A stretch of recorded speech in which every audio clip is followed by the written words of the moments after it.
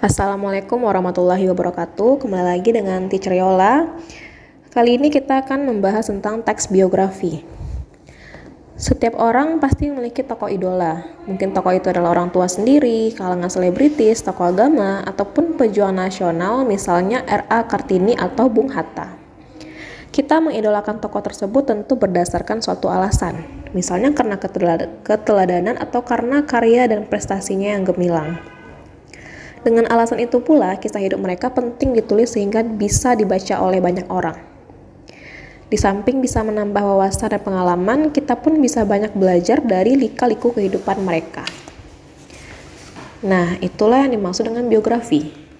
Biografi merupakan salah satu jenis cerita ulang, yaitu teks yang menceritakan kembali kejadian atau pengalaman masa lampau.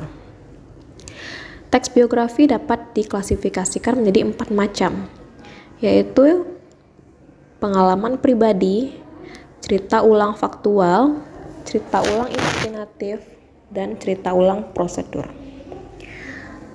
Yang pertama, pengalaman pribadi, yaitu teks yang mengisahkan kembali kejadian yang dialami penulisnya secara langsung.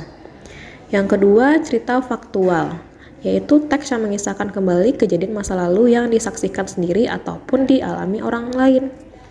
Yang ketiga, cerita ulang imajinatif, yaitu teks yang mengisahkan peristiwa-peristiwa yang bersifat khayalan, tetapi seringkali peristiwa itu dianggap ada atau benar-benar terjadi.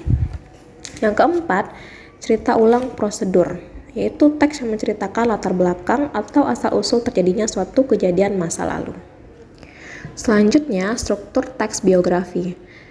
Yang pertama, orientasi atau setting, berisi informasi mengenai latar belakang kisah atau peristiwa yang akan diceritakan selanjutnya untuk membantu pendengar atau pembaca. Yang kedua, kejadian penting, berisi rangkaian peristiwa yang disusun secara kronologis menurut urutan waktu yang meliputi rangkaian perjalanan. Yang ketiga, reorientasi, berisi komentar evaluatif atau pernyataan kesimpulan mengenai rangkaian peristiwa yang telah diceritakan sebelumnya. Yang terakhir, kaidah kebahasaan teks biografi.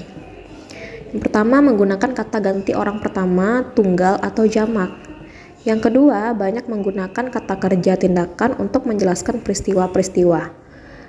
Yang ketiga, banyak menggunakan kata deskriptif untuk memberikan informasi secara terperinci tentang sifat-sifat tokoh. Yang keempat, banyak menggunakan kata kerja pasif dalam rangka menjelaskan peristiwa yang dialami tokoh sebagai subjek yang diceritakan.